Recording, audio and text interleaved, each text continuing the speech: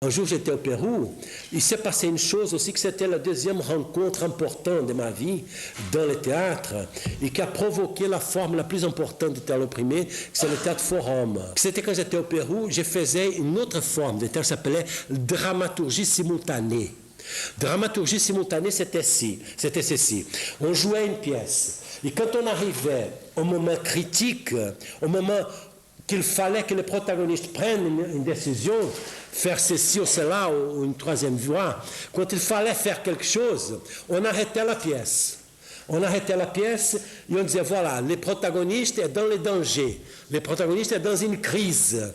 Maintenant, qu'est-ce que vous croyez qu'il doit faire? Donc, tous les spectateurs étaient vraiment activés, ils sortaient un peu d'une certaine passivité, ils commençaient à donner d'idées, à dire, oh, je pense qu'il faut faire ceci, l'autre, non, il faut faire cela. Donc, il y avait des discussions dans la salle, et nous prenions toutes les suggestions, et nous essayons d'improviser chaque solution.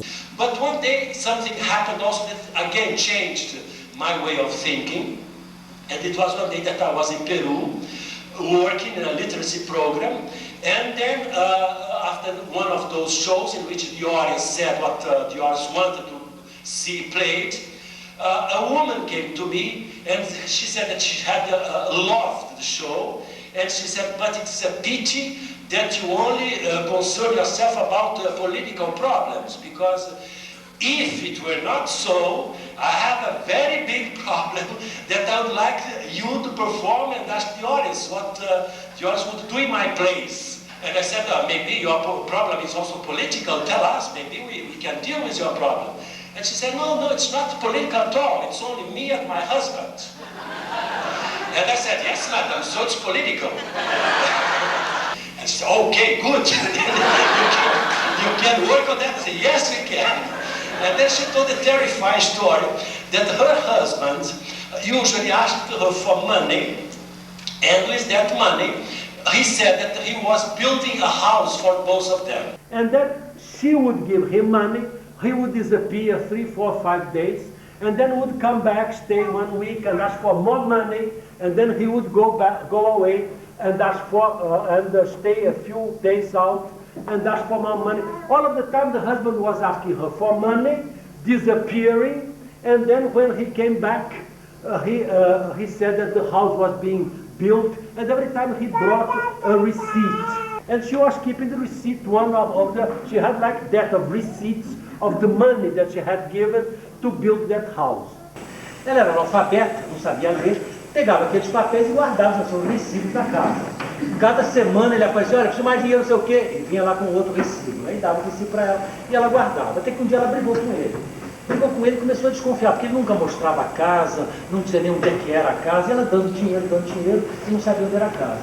Ela brigou e ela chegou, chamou uma vizinha e falou assim, olha, contou para ela a história e falou assim, olha, eu queria que você me mostrasse, você lesse para mim esses recibos, para ver se eles estão de forma legal, se está tudo direitinho o recibo.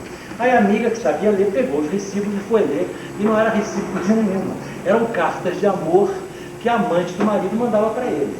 Então ela chegou e falou assim, olha, você está dando dinheiro para o teu marido, ele está dando esse dinheiro para a amante dele, porque essas cartas aí são cartas de amor, não é recibo nenhum. Então ela ficou furiosa e pensou assim, o que eu faço agora? Qual é a solução?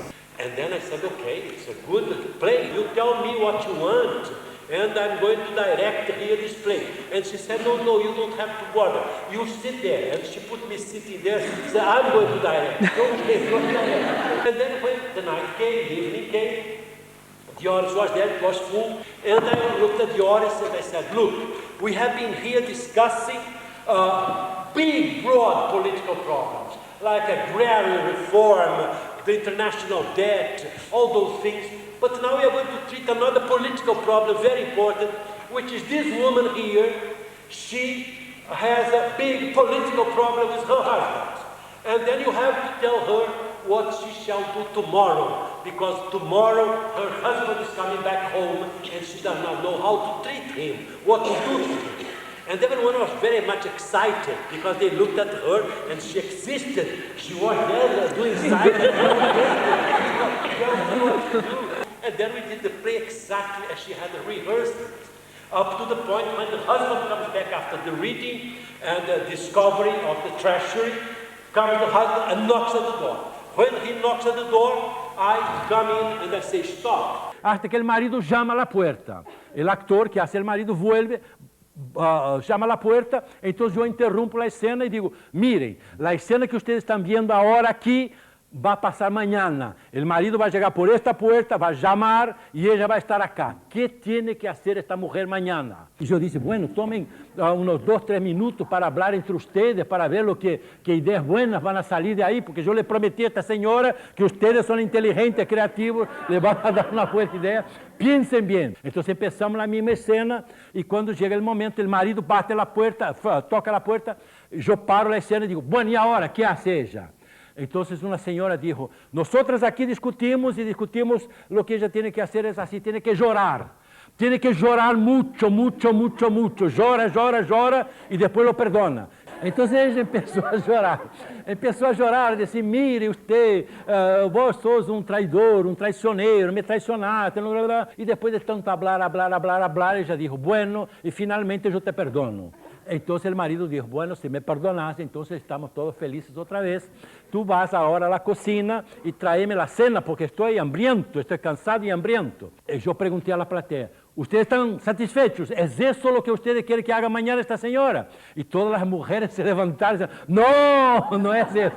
Y yo dije, bueno, entonces digan lo que es que quiere. Entonces una dio una otra idea, que ella tendría que cerrar la puerta, no dejarlo entrar. Entonces vamos a intentar eso. Entonces ella cerró la puerta y el marido dijo, bueno, no me dejas entrar, no importa, yo te vas a quedar sola, yo me voy a vivir con mi amante, que yo la amo más que a ti, te vas a quedar tan sola, acá en Perú las cosas son peligrosas para una mujer que ya tuvo marido y ahora no lo tiene. La gente piensa, los hombres piensan que se pueden acostar con ella, entonces es un peligro para ti, aunque fuiste vos que me echaste, van a pensar que fuiste vos la abandonada, entonces, bueno, yo me voy.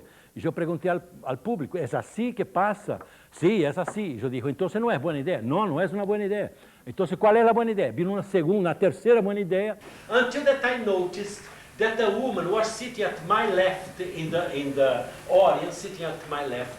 And she was a very strong woman, enormous arms like this. But not that she was fat. She was really muscle, like you know that sumo Japanese fighters, that they cannot do this. She was like that, looking and making faces, terrible faces. And then I was afraid of her, because I thought if she does not like the show, she can come here. I said, Madam, I have the impression that you have some suggestion to give us. If you have, please speak, and we are going to try your suggestion too. And then she said, yes, I have a good suggestion. And then I said, what is it? And she said, what she should do would be to have a very clear conversation with him, and after that she forgives him. And then I was disappointed because I expected something more violent. And she only wanted a very clear conversation. So I told the actress, I said, go there, have a very clear conversation with him, and after that you forgive him. And then she went there and she starts saying, well, we are going to have a very clear conversation. I know that you have betrayed me. I know that you have a mistress. And it's clear that I cannot send you out, lock you out, because I'm going to stay alone. So it's clear that I'm going to forgive you. And the husband said, oh, if you forgive me, it's clear that you go now to the kitchen and bring me my dinner because I'm hungry. When I looked at the woman, she had raised. When she raised, of course, I went back because I was afraid of her. But when I was there, running from her, of course, I looked back and I saw that she was going away.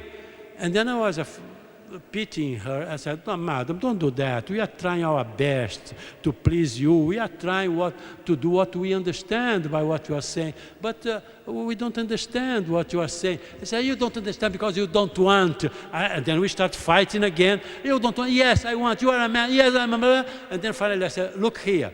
Why don't you do something? she was already sitting. She said, why don't you do something? Instead of explain, words, why don't you come here on stage and show us what hell of clear conversation is that? And the actor that was playing the role of the husband, he was a wonderful actor, but he was afraid. He was very tiny man, and he looked at me, he looked like this, Augusto, what shall I do? And I said, I don't know. I'm not an actor. You improvise. You know Stanislavski, improvisation.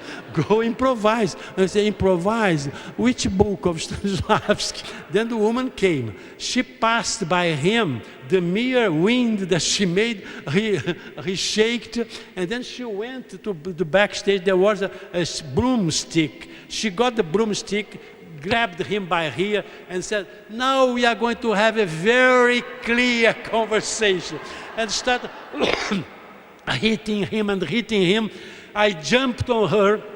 She did this to me. I went back, the setting were not so strong, the setting fell down also. The other actors came and she kept hitting him, and he kept saying, forgive me. Look, I do theater myself, for more than 50 years now, half a century. I never saw such a sincere actor when he said, forgive me, for God's sake. And then finally when she finished, she said, now that we have had this very clear conversation, you go to the kitchen and bring me my dinner because I'm tired.